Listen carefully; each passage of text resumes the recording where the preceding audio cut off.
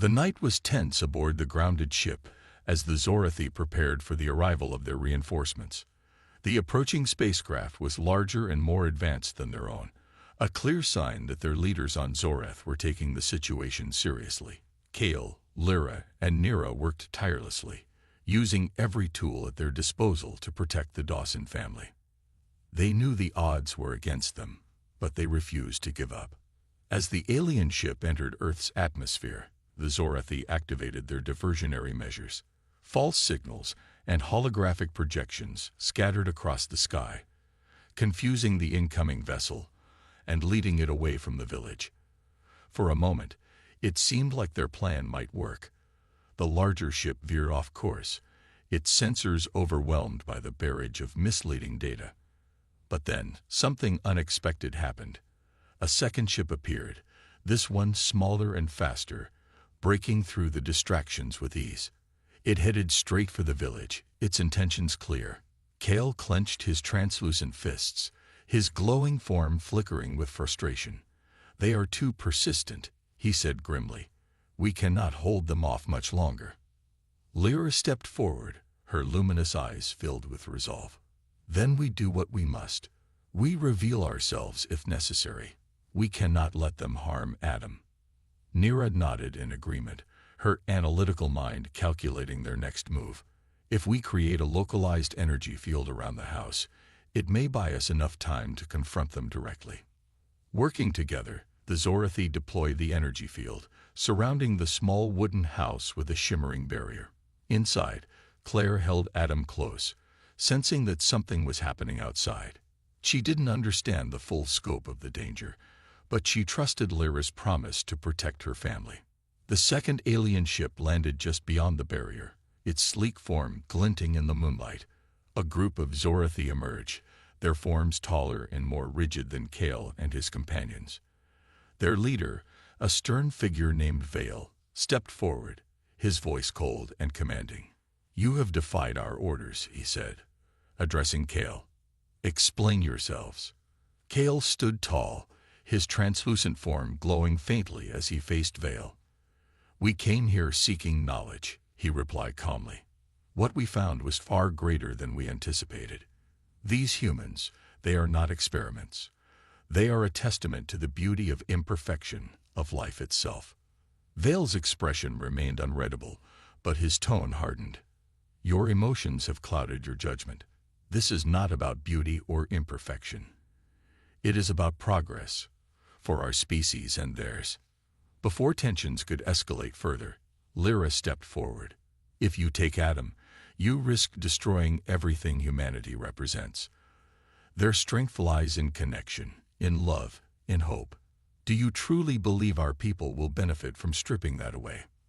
For a moment, there was silence. The two groups of aliens stared at each other, the weight of their choices hanging heavy in the air. Then, unexpectedly, Vale lowered his gaze. "Perhaps," he admitted reluctantly, "but defiance cannot go unpunished. You will return to Zorath and face judgment." Kale nodded slowly, accepting the consequences of their actions. "Very well, but leave these humans be. They deserve a chance to grow, to thrive, to show us what we have forgotten." After a long pause, Vale finally agreed. He gave the order for his team to retreat, leaving the village untouched. As the ships ascended into the sky, disappearing into the stars, the Zorathi felt a mix of relief and sorrow. They had protected the Dawsons, but their own futures were uncertain. In the days that followed, Claire noticed subtle changes in Adam. He seemed more aware, his tiny eyes gazing at the stars with quiet curiosity. She couldn't explain it, but she felt certain that he carried within him something extraordinary, something tied to the universe itself. Years later, as Adam grew into a curious and intelligent young boy, he often looked up at the night sky, feeling an inexplicable connection to the stars. Unbeknownst to him, his birth had sparked a chain of events that would change not only his life, but the lives of those who had witnessed it. And far away on Zorath, whispers of humanity's miracle inspired change. A reminder that sometimes, the most profound discoveries come from embracing the unknown. Weeks passed, and the Zorathi remained hidden in their grounded ship, keeping a close watch on the Dawson family.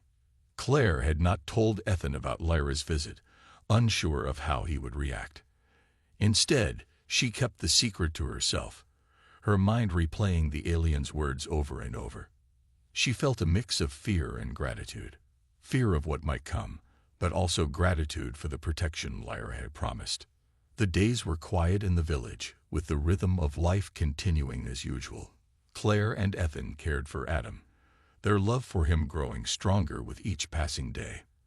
They didn't notice the faint shimmer in the sky or the subtle hum of alien technology that lingered nearby. To them, the world still felt safe, untouched by forces beyond their understanding. But the Zorathi knew better. Their leaders on Zorath had grown impatient, sending repeated messages demanding updates and clarification. Kale, Lyra, and Nira responded cautiously, providing vague answers and delaying further action. They knew it was only a matter of time before their superiors sent others to investigate, and when they did, the Dawsons' safety would be at risk. One evening, as the sun set behind the trees, Kale gathered his companions in the control room. "We cannot delay any longer," he said firmly. "Our leaders will send reinforcements soon. When they arrive, they will expect results, and if they discover what we have done, we will face severe punishment." Lyra nodded, her luminous form glowing faintly in the dim light. "Then we must prepare. We cannot let them take Adam. He is too important, not just to his family, but to humanity itself." Nara hesitated, her analytical mind weighing the risks. "If we defy our leaders openly, we risk more than just ourselves. Our actions could spark conflict between our species and humanity. Is that a risk we are willing to take?" "It is a risk we must take," Lyra replied, her voice filled with determination. "For all its flaws, humanity has something we lost long ago: the ability to embrace uncertainty, to find beauty in chaos. If we allow them to harm Adam, we lose any chance of reclaiming that part of ourselves." Kale sighed, his translucent form flickering faintly. "Then we act together. We will protect the Dawsons, no matter the cost." The Zorathi worked quickly, fortifying their cloaking technology and setting up barriers around the village. They used their advanced sensors to monitor for incoming ships, determined to intercept any threats before they reached Earth. Though their own vessel was grounded, they still had access to powerful tools that could buy them time. Meanwhile, Claire continued to care for Adam, her instincts guiding her every move. She noticed small changes in him, how his tiny hands reached out to grasp hers, how his eyes seemed to follow her movements with surprising awareness. It was as if he carried within him an old soul, wise beyond his days. She couldn't explain it, but she felt certain that Adam was special, not just to her, but to the universe itself. One night, as Claire sat by the window with Adam asleep in her arms, she whispered softly, "Whatever happens, I'll keep you safe. No matter who comes, no matter what they want, you're mine, and I'm yours." Unbeknownst to her, Lyra watched from afar, her glowing eyes filled with admiration. The human woman's courage and love were a testament to the strength of her species, a strength the Zorathi had underestimated for so long. When the first sign of trouble appeared, a faint blip on their sensors indicating an approaching spacecraft, the Zorathi sprang into action. Kale, Lyra, and Nira worked together, using their remaining resources to create a diversion. They sent false signals, misleading the incoming ship away from the village while reinforcing their defenses. As the hours passed, tension filled the air aboard the grounded ship. The Zorathi knew they were outnumbered and outmatched, but they refused to back down. For the first time in their lives, they understood what it meant to fight for something greater than themselves, for a future filled with possibility, hope, and love. And as they prepared to face whatever came next, they realized that their journey had changed them forever. They had come to Earth seeking answers, but instead, they had found something far more valuable: a reminder of what it meant to truly live. Days turned into weeks, and the Zorathi continued to watch over the Dawson family from their grounded ship. Though they had sabotaged their vessel to protect Claire, Ethan, and Adam, the weight of their decision pressed heavily on them. They knew their actions would not go unnoticed by their leaders on Zorath. Sooner or later, others would come looking for answers, and when they did, the Zorathi would have to face the consequences. Lyra spent much of her time observing Claire and Adam, her luminous eyes softening whenever she saw the bond between mother and child. It was a connection unlike anything she had ever witnessed, a mix of love, instinct, and something deeper that defied explanation. She found herself drawn to it, almost envious of the simplicity and depth of human emotions. For beings who valued logic above all else, the idea of such raw feeling was both foreign and beautiful. One evening, as the sun dipped below the horizon and painted the sky in shades of orange and purple, Lyra made a decision. She could no longer remain a silent observer. The Dawsons deserved to know, at least in part, what was happening. She waited until Claire was alone, sitting by the window with Adam asleep in her arms. Then, using a holographic projection, Lyra revealed herself. Claire froze, her breath catching in her throat as a shimmering figure appeared before her. The alien's form was tall and translucent, glowing faintly in the dim light of the room. "Do not be afraid," Lyra said softly, her voice resonating in Claire's mind rather than her ears. "I mean you no harm."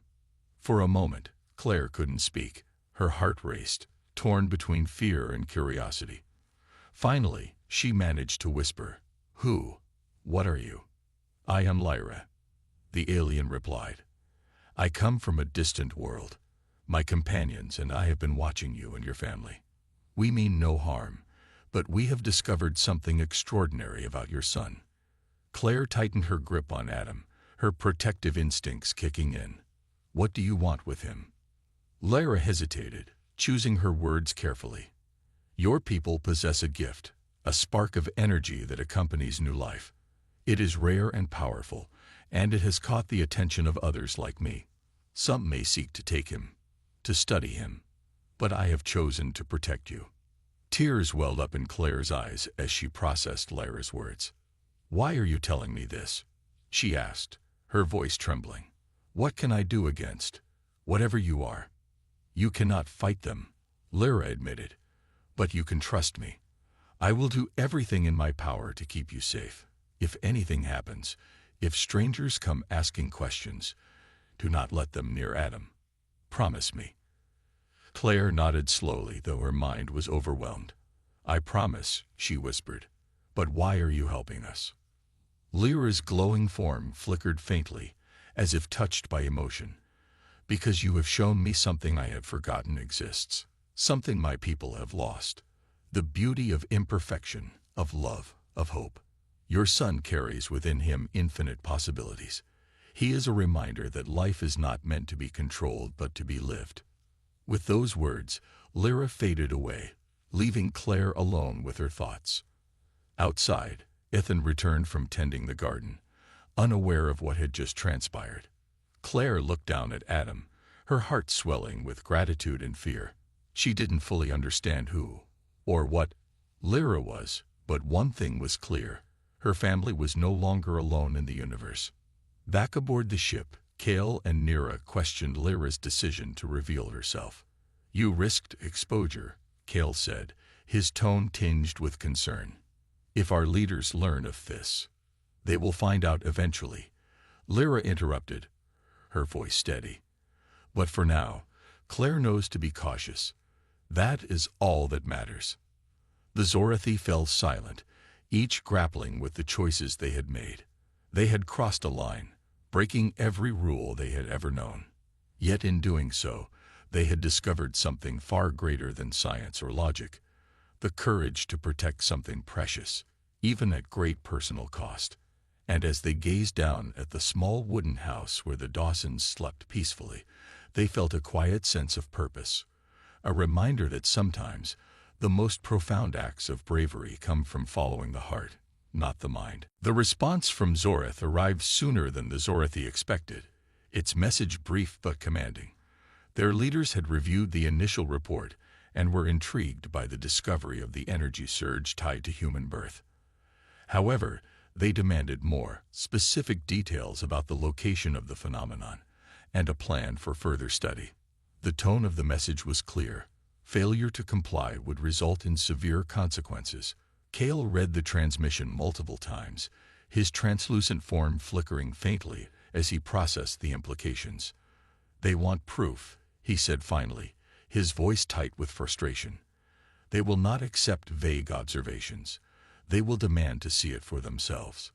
Lyra clenched her hands into fists, her usual calm demeanor replaced by anger. "And what then? Will they take Adam away?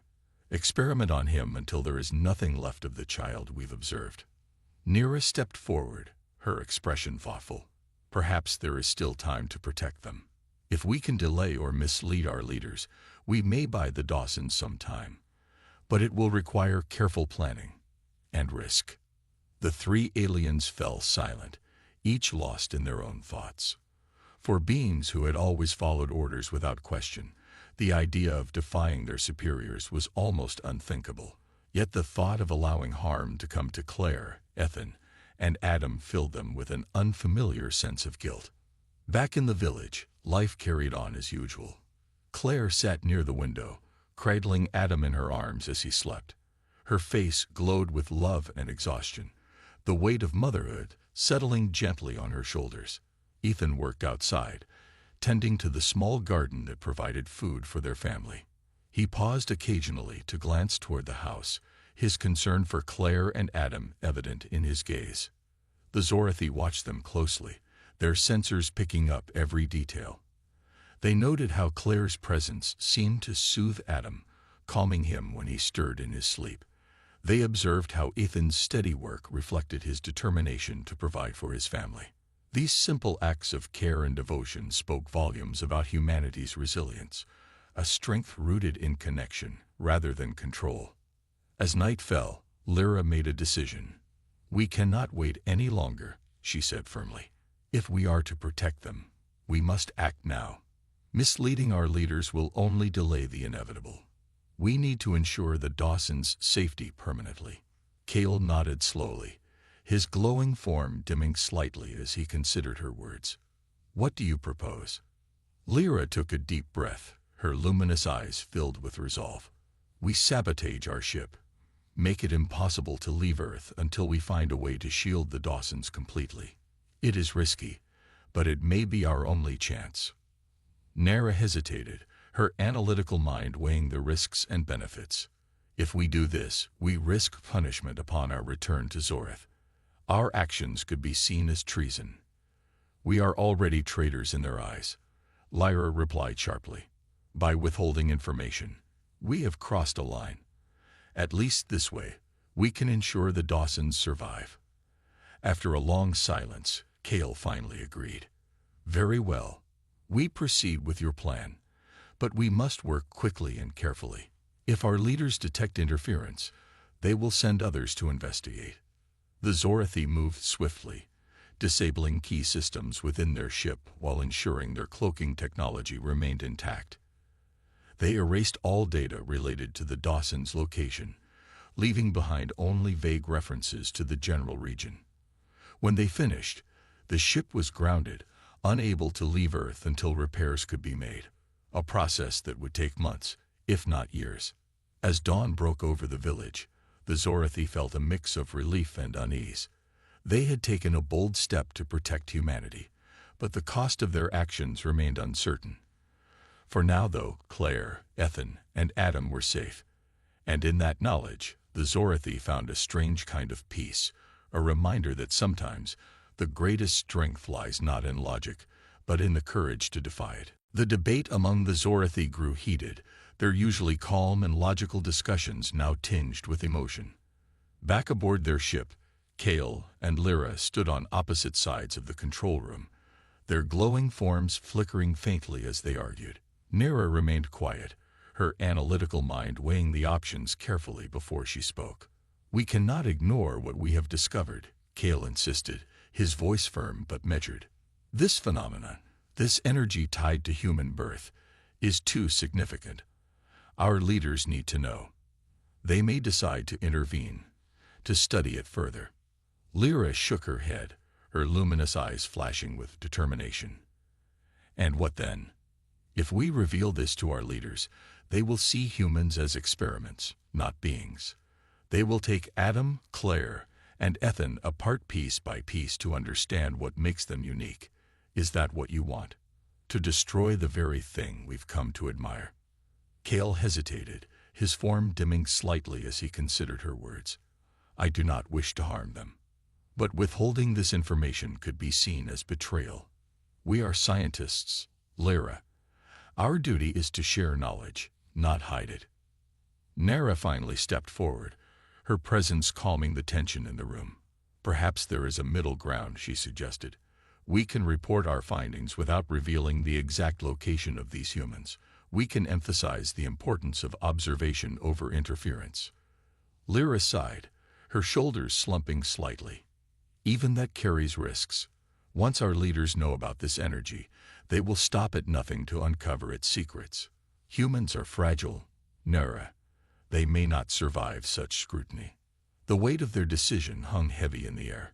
For beings who had always relied on logic and precision, the moral implications of their actions were unfamiliar territory. The Zorathi had spent centuries perfecting their society, eliminating chaos and unpredictability. Yet here they were, faced with a species that thrived because of those very qualities. Down in the village, life continued peacefully. Claire and Ethan cared for Adam, their love for him growing stronger with each passing day. They didn't notice the faint shimmer in the sky above their home, or the subtle hum of alien technology monitoring their every move. To them, the world felt safe, untouched by forces beyond their understanding. But the Zorathi knew better. They had seen the power hidden within humanity, a power that could inspire change or spark fear. And as much as they admired the Dawsons, they couldn't ignore the potential consequences of their discovery. We must act soon, Cale said after a long silence. Our cloaking technology cannot mask our presence indefinitely.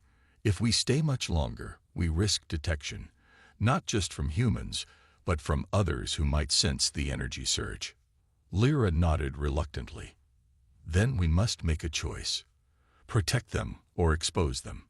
There is no third option. As the hours passed, the Zorathi prepared to transmit their initial report to Zorath. They included detailed observations of human biology, emotions, and the energy surge, but omitted specific details about the Dawsons' location. It was a calculated risk, one they hoped would satisfy their leaders without endangering the family.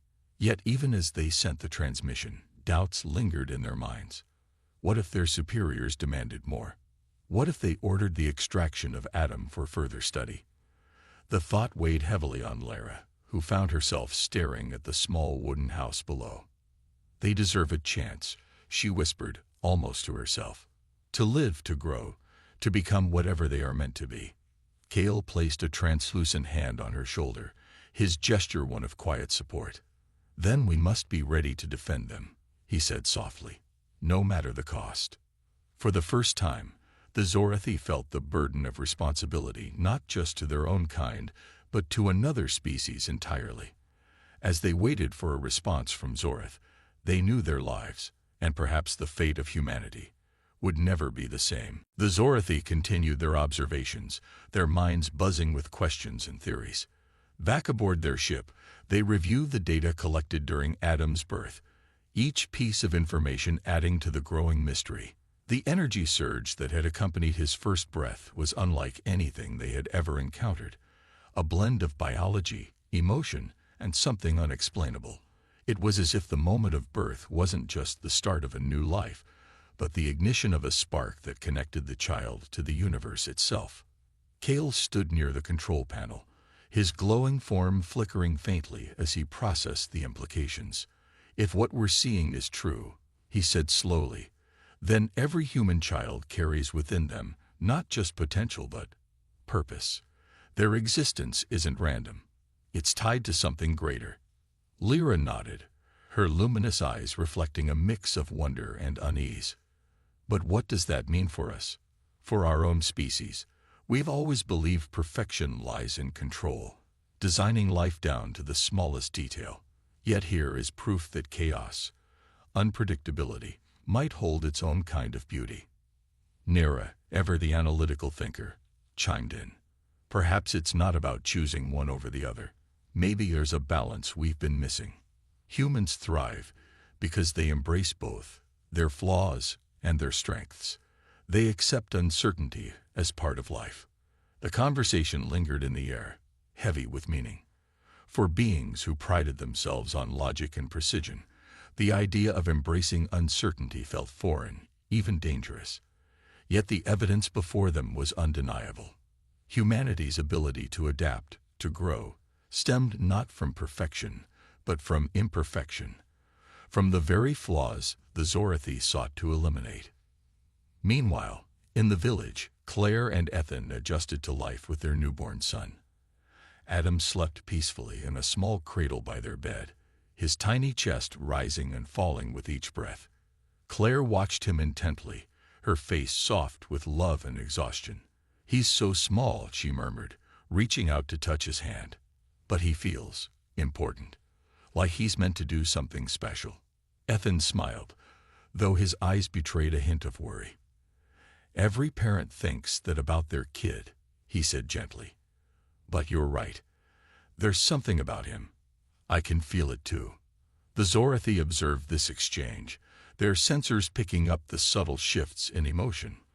They noted how Claire's love for Adam seemed almost tangible, a force that radiated outward and touched everything around her. Even Ethan, who had appeared anxious earlier, now seemed calmer, grounded by the presence of his son. "This bond," Lyra whispered, her voice filled with awe. "It's more than just attachment. It's a connection that transcends time and space. They don't just care for him. They believe in him, in his future." Cale turned to her, his expression thoughtful. "And that belief becomes part of him. It shapes who he will become. No wonder their species thrives. Each generation carries forward the hopes and dreams of the ones before." As the days passed, the Zorathi found themselves drawn deeper into the lives of the Dawsons. They began to understand that humanity's strength lay not in individual achievements, but in the collective power of relationships, between parents and children, between friends, between communities. These connections gave humans resilience, allowing them to face challenges that would have broken others. Yet, as fascinating as their discoveries were, they also brought complications. The Zorathi knew they couldn't stay hidden forever. Their presence, though cloaked, left faint traces, a ripple in the fabric of reality that could be detected by those sensitive enough to notice. And Adam, they realized, was unusually sensitive. His energy signature pulsed faintly, as if responding to their proximity. "We need to decide what to do next," Cale said one evening, his tone serious. "Our mission was to study humanity, but we've uncovered something far greater than we anticipated. Do we report our findings and risk interference, or do we protect them and let them continue as they are?" Lyra hesitated, her thoughts conflicted. "Protecting them may be the logical choice," she admitted. "But protecting them means letting go of our own beliefs. It means accepting that perfection isn't the goal, that sometimes the most beautiful things come from imperfection." For the first time in their long history, the Zorathi faced a dilemma that defied easy answers. As they looked down at the small wooden house where Adam slept, surrounded by love and hope, they knew their decision would shape not only the fate of humanity, but their own species as well. Cale and Lyra sat in silence aboard their ship, the weight of what they had witnessed pressing heavily on them. The energy surge that accompanied the newborn's first breath still lingered in their minds, a phenomenon so powerful it had momentarily incapacitated them. They replayed the moment over and over, analyzing every detail captured by their advanced sensors. The readings were unlike anything they had ever encountered, complex, layered, and brimming with potential. "This is beyond biology," Cale finally said, breaking the quiet. His voice was soft, but laced with awe. It is as if the child carries something eternal within it. Lyra nodded slowly, her luminous form glowing faintly in the dim light of the ship.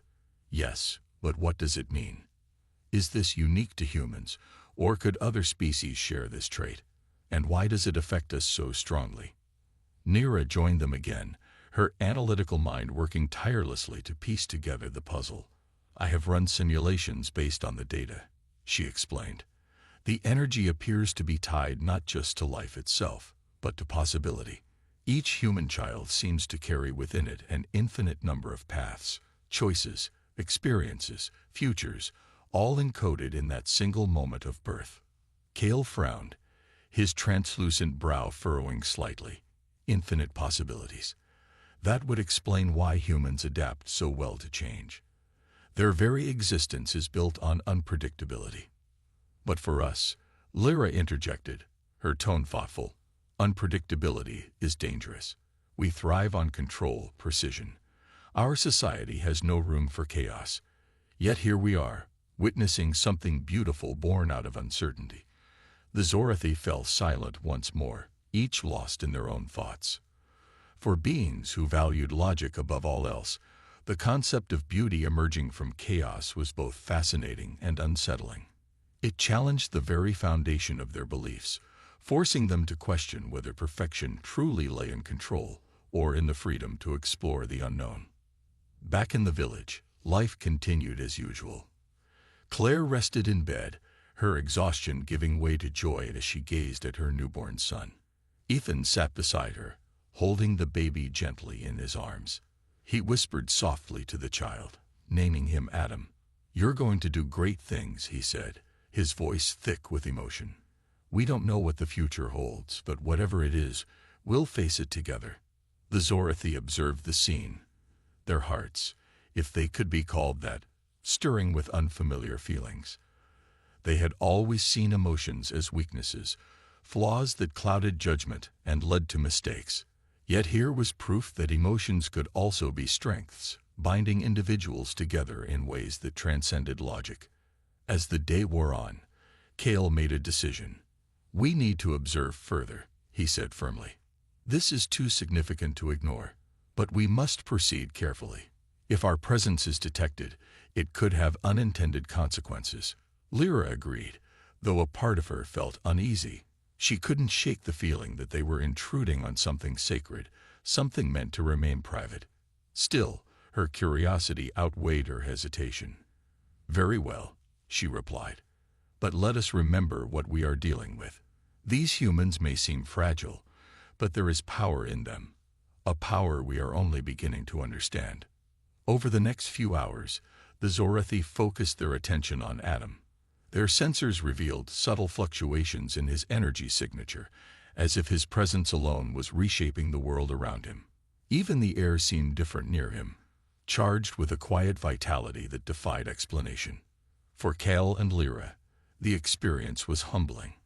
They had come to Earth seeking answers, but instead they found questions that forced them to reconsider everything they thought they knew about life. As they prepared to document their findings, one truth became undeniable. Humanity's greatest strength lay not in its biology, but in its boundless capacity for hope, love, and possibility. And in that realization, the Zorathi began to see themselves, and their own species, in a new light. The Zorathi worked tirelessly to make sense of the strange energy surge they had detected during Claire's labor. Back aboard their cloaked ship, Cale and Lyra pored over the data, their glowing forms casting faint light across the sleek metallic walls. Nira joined them, her sharp mind analyzing every detail with precision. The three aliens spoke in soft hums, their thoughts flowing seamlessly through their telepathic link. "This energy, it is unlike anything we have encountered," Nira said, her voice calm but filled with wonder. "It is not purely biological.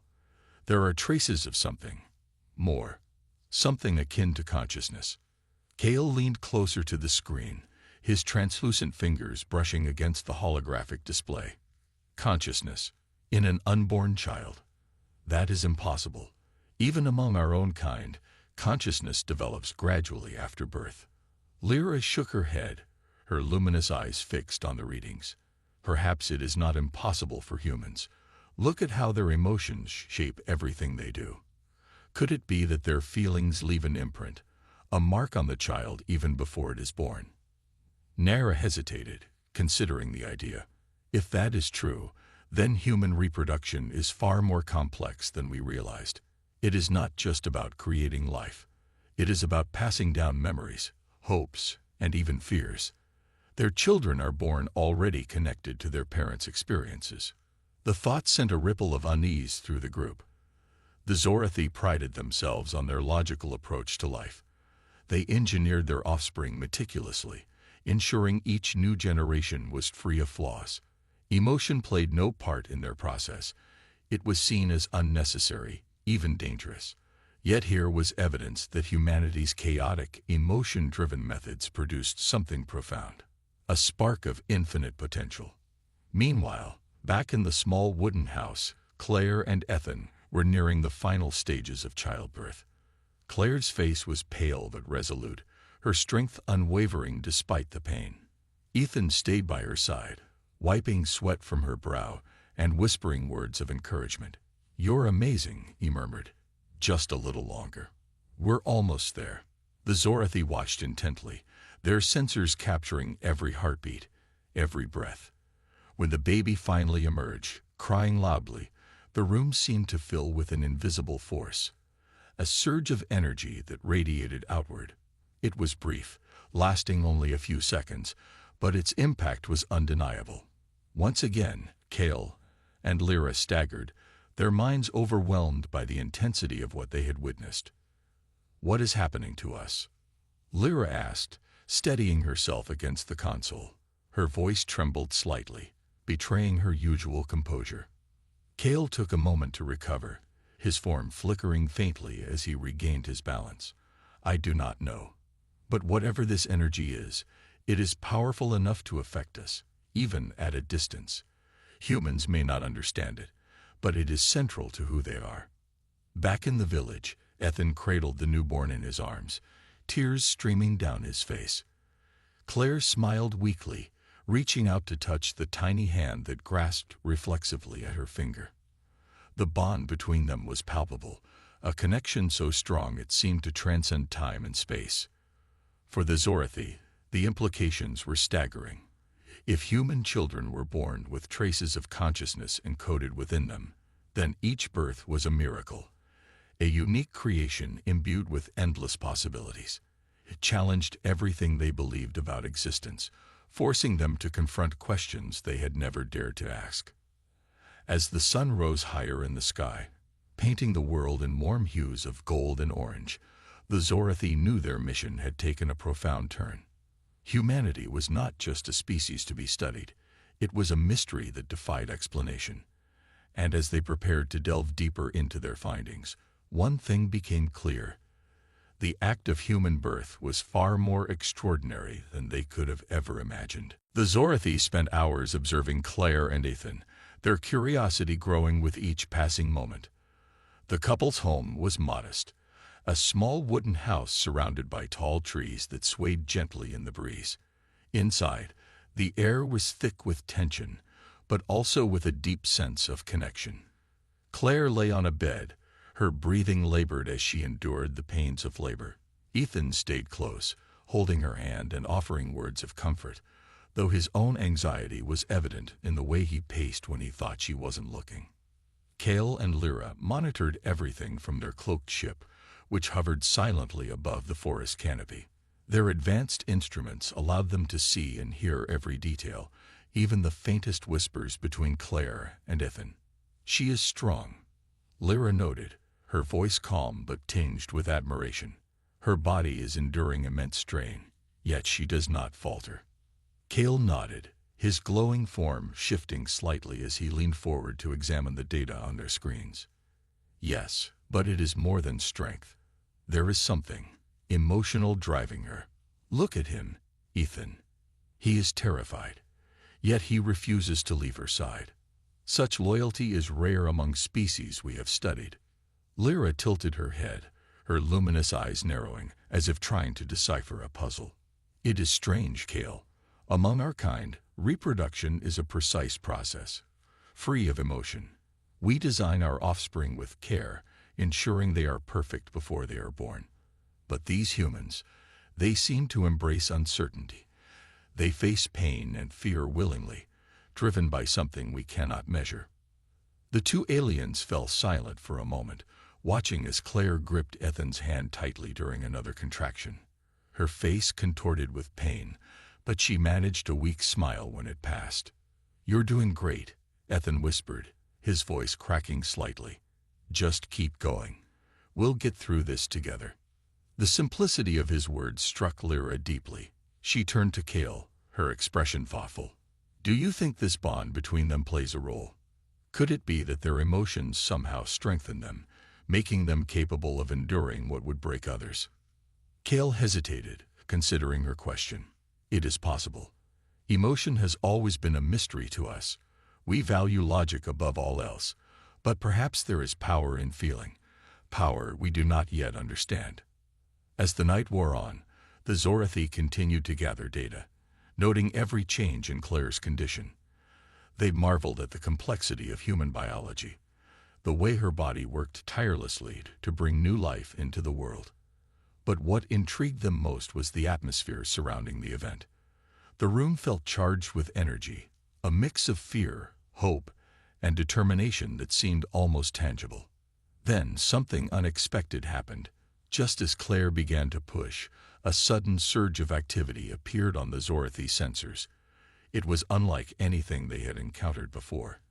An inexplicable burst of energy emanating from Claire and the unborn child. The readings spiked wildly, overwhelming their equipment for a brief moment. Both Kale and Lyra staggered, their minds struggling to process what they were witnessing. "What was that?" Lyra asked, her voice trembling slightly. She steadied herself against the console, her usually composed demeanor shaken. Kale shook his head, his translucent form flickering faintly as he regained his balance. "I do not know. It was extraordinary. Something about the act of birth itself triggered it. We must investigate further." Back aboard their ship, another scientist named Nira rushed to assist them.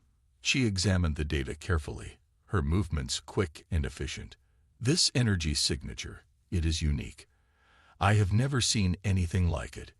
It seems to be tied to the child's first breath. Could it be some form of consciousness?" The implications were staggering. If true, it meant that human children were not merely born. They arrived already imbued with potential, carrying traces of memory or awareness encoded within them. For a species that valued precision and control, this discovery challenged everything the Zorathi believed about life. As the sun began to rise over the village, casting golden light through the trees, the Zorathi knew their mission had taken an unexpected turn. What they had witnessed was no ordinary event. It was a phenomenon that defied explanation. And as they prepared to delve deeper into their findings, one thing became clear. Humanity was far more extraordinary than they had ever imagined. The silver spacecraft descended quietly through the Earth's atmosphere, its surface shimmering faintly as if it were made of liquid metal. The ship was small but advanced beyond anything humanity had ever created. Inside, a team of alien scientists prepared for their mission. They called themselves the Zorathi, a race known for their pursuit of knowledge and their unyielding curiosity about the universe. Their leader, Kale, stood tall in the center of the control room, his translucent body glowing softly with an inner light. Beside him was Lyra, her form equally radiant but smaller, her movements precise and deliberate. The Zorathi had traveled countless light years to reach this planet, drawn by reports of a species that seemed so fragile yet astonishingly resilient. Humans, they had learned, were unlike any other beings in the cosmos. Despite their physical limitations and short lifespans, they thrived, adapting to nearly every environment, and overcoming challenges that would have destroyed most other species. The Zorathi wanted to understand why. What made humans so unique? What secret lay hidden in their biology? As the ship settled gently on the outskirts of a quiet village, the Zorathi activated their cloaking technology. To the villagers below, nothing seemed out of the ordinary. Birds chirped in the trees, and farmers worked in their fields under the golden sunlight. The aliens observed everything from their invisible vantage point, their large, almond-shaped eyes scanning the area with keen interest. They were careful not to interfere, knowing that even the smallest action could disrupt the delicate balance of human life. Kale turned to Lyra, his voice a soft hum that resonated in their shared telepathic link. "This will be our first direct observation," he said. "We must proceed cautiously. Humanity is unpredictable." Lyra nodded, her thoughts flowing seamlessly into his mind. Yes, but unpredictability is what makes them fascinating. Their emotions drive them in ways we cannot fully comprehend. Look at how they interact, how they laugh, argue, and care for one another. It is perplexing. For days, the Zorathi studied the villagers, gathering data on their daily routines. They watched as children played near the river, splashing water at each other with infectious giggles. They observed families sitting together around dinner tables, sharing stories and meals. Each moment revealed something new about human behavior, but none of it provided the answers they sought. Then, one evening, their scanners detected something unusual. A young woman named Claire Dawson, who lived on the edge of the village, was showing signs of early labor. Her pregnancy was nearing its end, but the timing seemed off. The Zorathi focused their attention on her, intrigued by the possibility of witnessing a human birth, a process they knew little about. Claire moved slowly inside her home, her face pale but determined.